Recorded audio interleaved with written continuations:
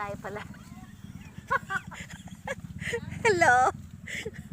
This is the Katimon mango. So many fruits. Look. Look here. It's very small. I'm taller than this Katimon mango and I see so many fruits. Look here inside. Wow. Amazing. So many fruits.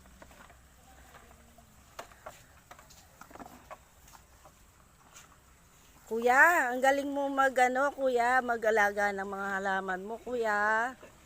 Salamat po ha. Pinaunlakan nyo kami makita yung mga halaman nyo dito sa D-Farm. Kayo po yung taga-alaga, sir? Opo.